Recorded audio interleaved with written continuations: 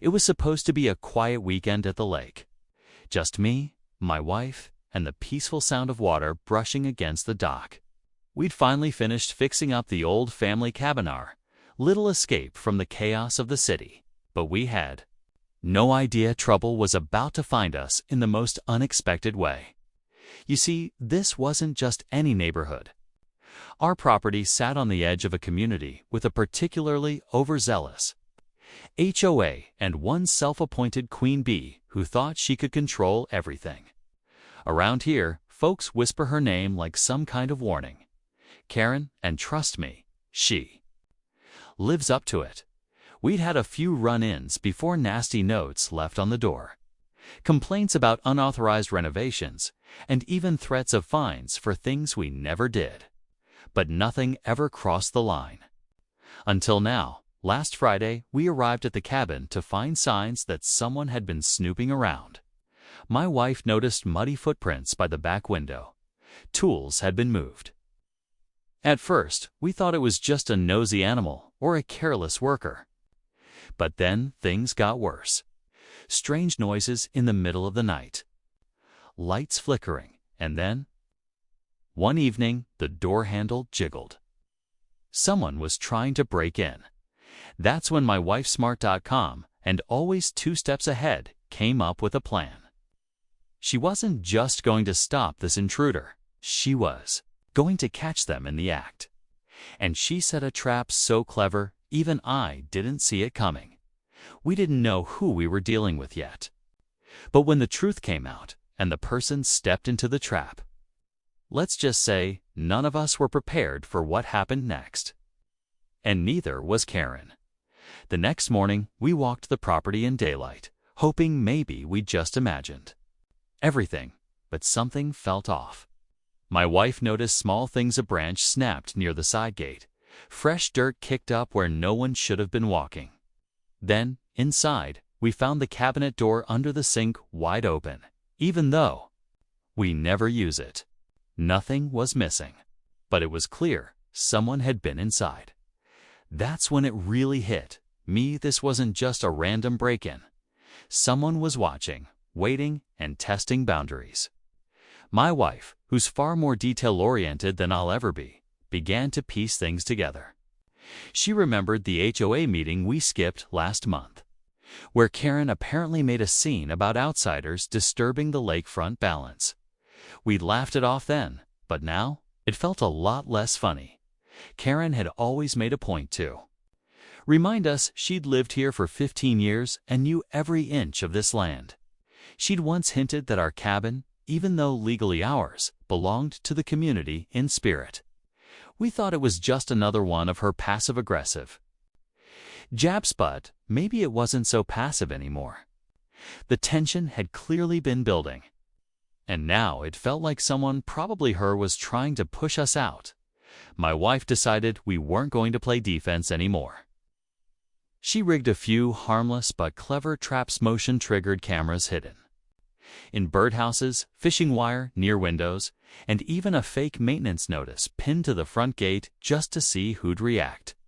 We wanted proof, not just suspicions. And within hours, we got it. Just after sundown, one of the cameras caught something. A figure, creeping low along the deck, flashlight in hand. They paused at the back window, then started fiddling with the lock. We froze, watching the live feed. It was happening, but who was it really? And what were they after? We huddled near the small monitor, barely breathing, as the figure moved closer to the cabin door. My heart was pounding, but my wife was laser-focused, her eyes tracking every move. The motion sensor on the porch light never triggered, which meant they knew how to avoid it. This wasn't a first-time thing. They'd clearly been here before. The figure reached for the doorknob, but paused, almost like they sensed something wasn't right. Then they stepped back and disappeared into the darkness. My wife rewound the footage frame by frame, and that's when we got our first real clue. A quick flash of the side profile as they turned to short. Layered haircut, the glint of oversized sunglasses on top of the head, and what looked like a clipboard tucked under one arm. It wasn't just anyone. Now the break-in wasn't just a theory, was personal. And suddenly, this wasn't just about property lines or HOA complaints. It was about control. Karen had always acted like she owned the entire lakeside, and now she was trying to make it real. But why? What could she possibly want bad enough to risk trespassing?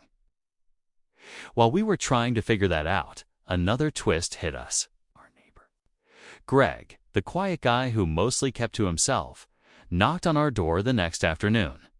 He'd seen someone sneaking through the woods behind our cabin the night before, but didn't want to get involved till now. Apparently, this wasn't the first time Karen had crossed a line. Greg claimed she once tried to force him to sell his dock rights, threatening him with HOA violations that didn't even exist. He'd fought back and won, but she never forgot it. Now, things were starting to come together.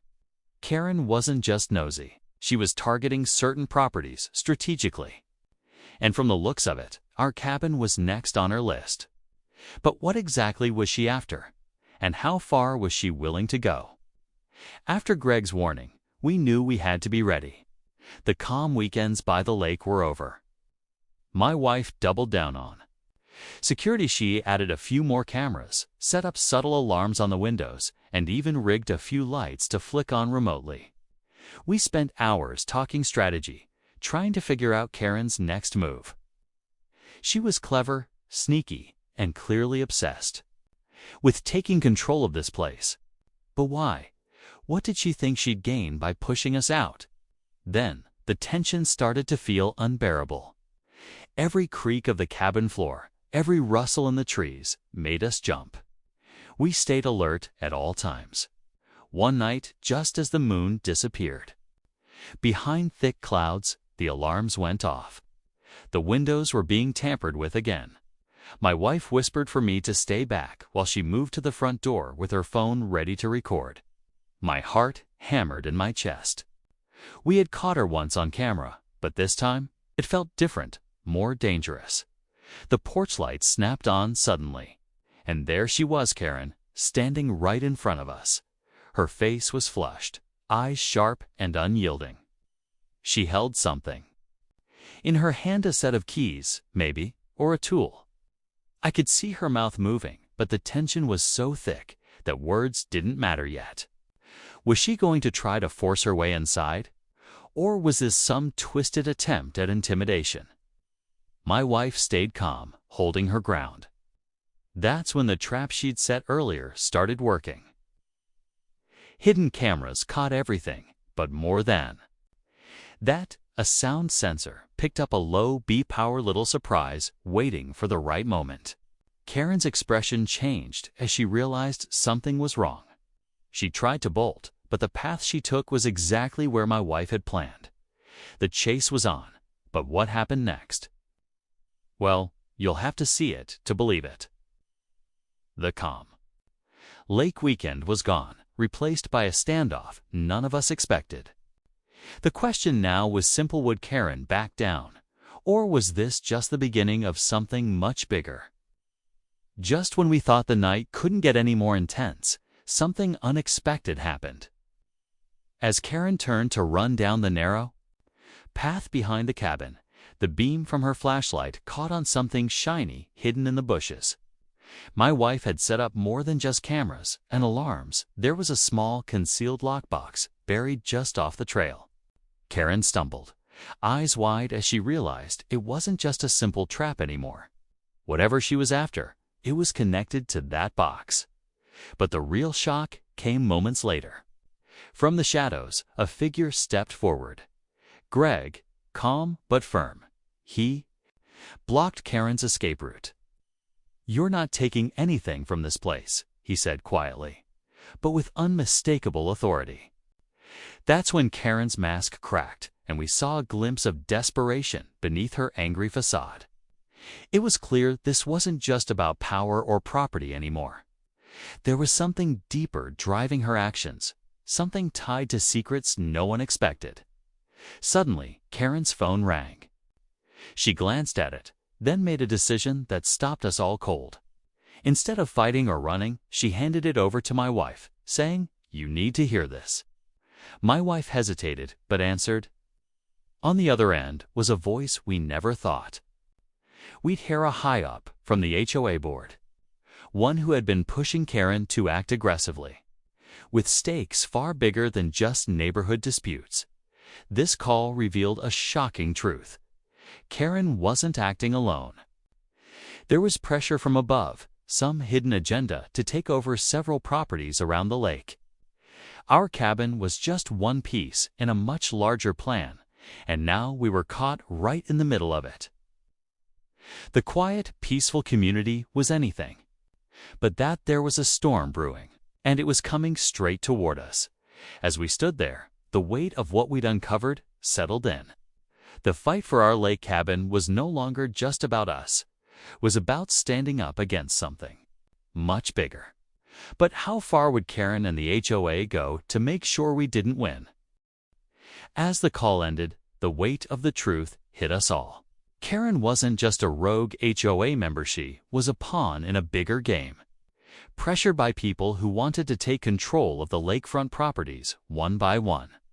The lockbox in the bushes wasn't just a random trap.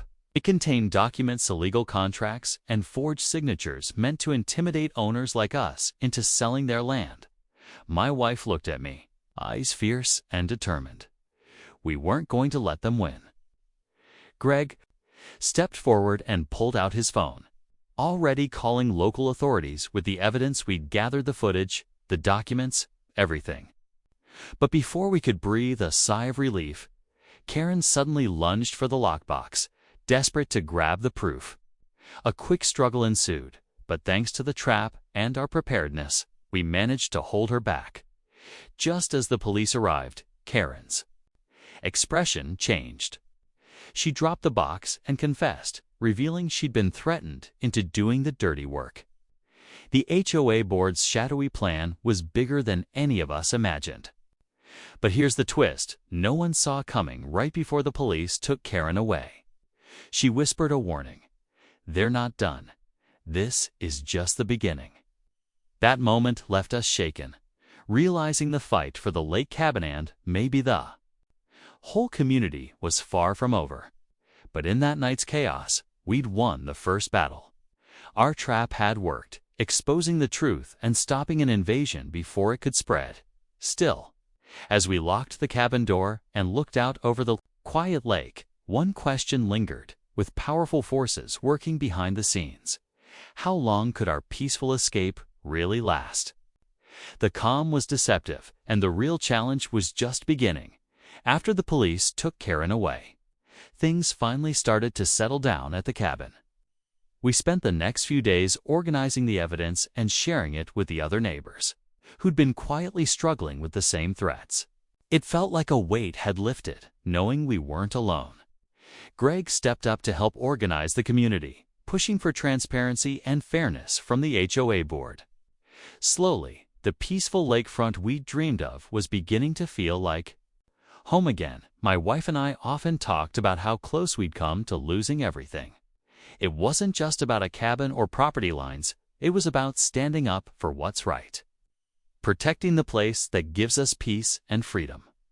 The experience taught us how important it is to stay vigilant, especially when dealing with powerful groups who don't always play fair. But it also showed us the strength that comes from community and preparation. Looking back, I'm amazed by how my wife's calm and quick thinking turned a scary situation around. The trap she set wasn't just a clever plan, it was a reminder that sometimes the best defense is being one step ahead. We'll never forget the tension, the fear, and the uncertainty of those nights. But most of all, we remember the victory, protecting our home and proving that even when people try to push you out, you can fight back with courage and care. The lake cabin isn't just a getaway anymore. It's a symbol of resilience and hope. And while we know challenges might come again, we're ready. Because this story isn't just ours, it's for anyone who's ever had to defend their peace and their place in the world. And that's a lesson worth sharing.